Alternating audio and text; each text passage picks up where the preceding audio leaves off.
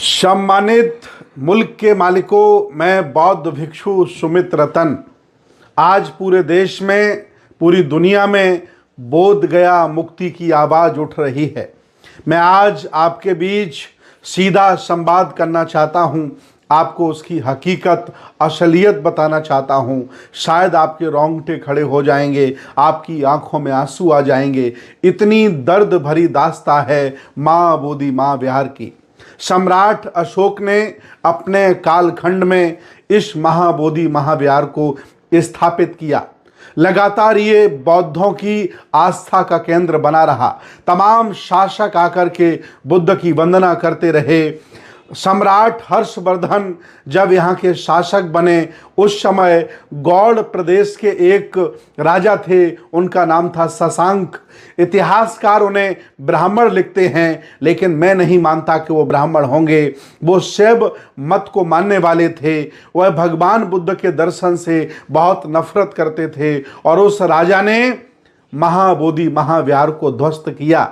इतना ही नहीं, उस शासक ने जो बोधि वृक्ष है उसमें खुदाई करा करके बहुत ही खतरनाक जहर डलवाया, तरल पदार्थ डलवाया, जिससे कि बोधि वृक्ष सूख जाए।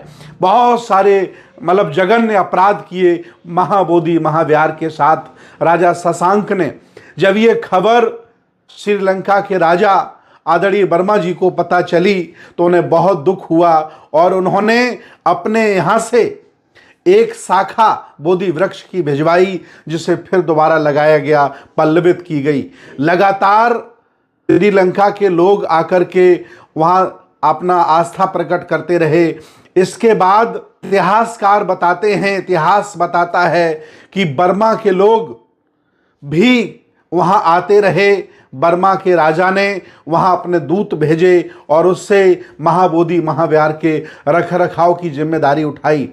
कई वर्षों तक वहाँ के पूजा पाठ का पूरा खर्चा बर्मा के राजा ने उठाया और जीर्णोद्धार भी कराया। इतना ही नहीं, पाल शासकों ने भी महाबोधि महाविहार का जीर्णोद्धार कराया, उसका रखरखाव किया। जो टूट फूट हो गई थी उसको दुरुस्त किया।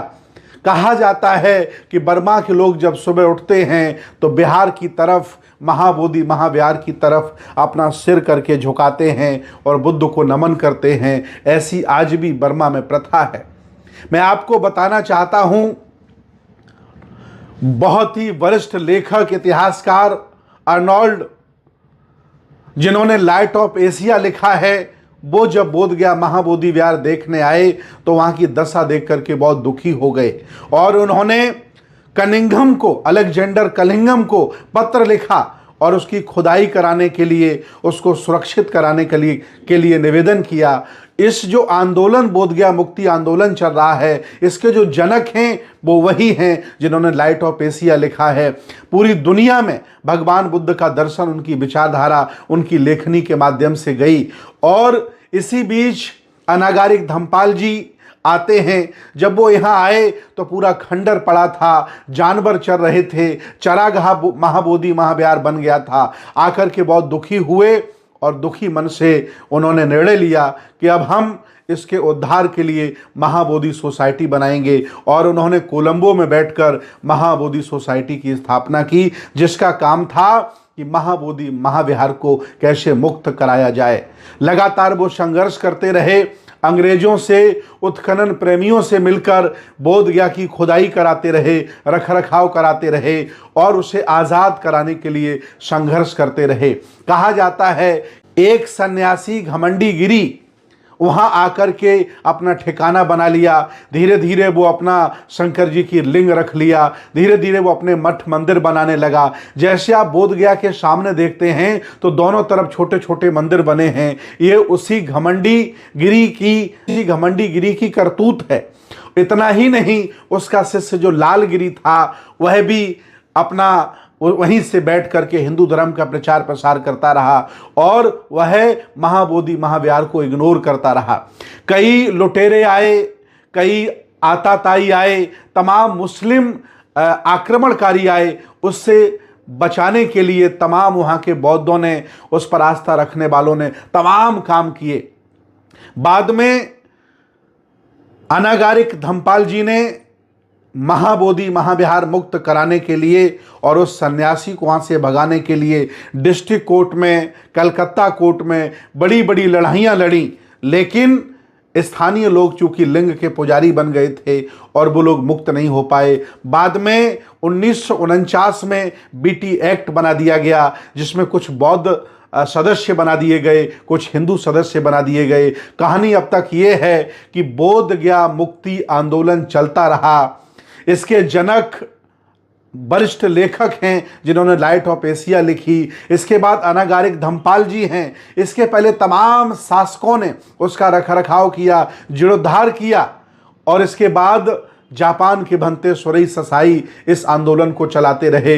अब ये आंदोलन धीरे धीरे पूरे देश में फैल गया, बौद्धों के मान सम्मान का विषय बन गया। आज पूरे भारत के बौद्ध चाहते हैं कि कैसे भी करके बोध गया मुक्त होना चाहिए। जब किसी मस्जिद में कोई पुजारी पूजा नहीं करता, किसी चर्च में कोई पुजारी पूजा नहीं करता, किसी मंदिर में कोई मौलाना नमाज नहीं पढ़ता, तो बौद्ध मठ में ब्राह्मण क्यों पूजा करते हैं, क्यों घंटुलियाँ हिलाते हैं? ये मान सम्मान का विषय बन गया। और ये लड़ाई कोई आज की नहीं है, ये बहुत लंबी लड़ाई है।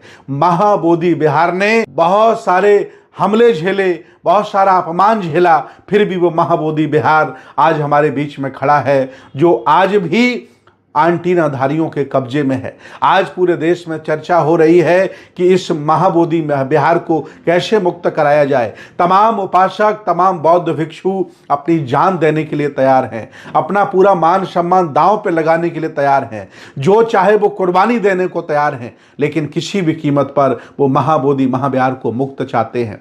और मैं भी महाबोधि महाविहार मुक्ति आंदोलन का बतौर सदस्य आपसे अपील करता हूं कि मैं भी अब मन बना लिया हूं, चाहे 1 साल हो जाए, 2 साल हो जाए, 1 महीना लगे, जितना भी समय लगे दूंगा, सारे काम छोड़ दूंगा। जब तक महाबोधि महाविहार मुक्त नहीं हो जाता तब तक हम चैन से बैठने वाले नहीं हैं। हम जनमानस जुटाएंगे, भारत के सभी राज्यों का दौरा करेंगे, सभी जनपदों का दौरा करेंगे, यात्राएं निकालेंगे, बौद्ध भिक्षुओं से निवेदन करेंगे, उपासकों से निवेदन करेंगे, अपील आह्वान करेंगे कि हम लोग जनमानस को तैयार करेंगे, डीएम को ज्ञापन दिलवाएंगे, मुख्यमंत्रियों से मिलेंगे, जरूरत पड़ी तो प्रधानमंत्री से मिलेंगे, जरूरत पड़ी तो दूतावास जाएंगे, जो भी करना पड़ेगा करेंगे, लेकिन महाबोधि महाविहार को मुक्त कराएंगे। और इस अभियान में मैं सभी बौद्ध भिक्षुओं से निवेदन करता हूं कि अपना जमीर ना बेचें। ये चीबर तुमने बुद्ध का पहना है, जिनकी बदौलत आपको रोटियां मिल रही हैं, वो मिल ना करें, अपना जमीर ना बेचें और इस आंदोलन में बढ़ चढ़ करके सहयोग करें, माहौल बनाएं, ताकि सरकार को और देश की व्यवस्था को महाबोधि महाविहार मुक्त करना पड़े और इनको छोड़ करके भागना पड़े। मैं आपसे सभी से निवेदन करता हूं कि तन मन धन से हम लोगों का सहयोग करिए, क्योंकि हम लोग रात दिन मेहनत कर रहे हैं, लोगों के बीच में जा रहे हैं, संघर्ष कर रहे हैं और ये आंदोलन खड़ा होगा। मेरा निवेदन है कि बोध गया में गया मुक्ति आंदोलन का जो संरक्षक मंडल है वो लगभग 100 लोगों का हम लोग बनाएंगे और कम से कम 50 बौद्ध भिक्षुओं का नेतृत्व हम लोग तैयार करने वाले हैं, जो पूरे भारत के होंगे, भारत के बाहर के होंगे। और जो बौद्ध भिक्षु वहां आएंगे उनके रहने का प्रबंध, उनके खाने का प्रबंध और उनकी यात्रा किराया भी हम लोग पे करेंगे। इतना ही नहीं, स्थानीय बौद्ध उपासक, स्थानीय बौद्ध भिक्षुओं को भी साथ लेकर के, जनमानस को साथ लेकर इस आंदोलन को आगे बढ़ाएंगे।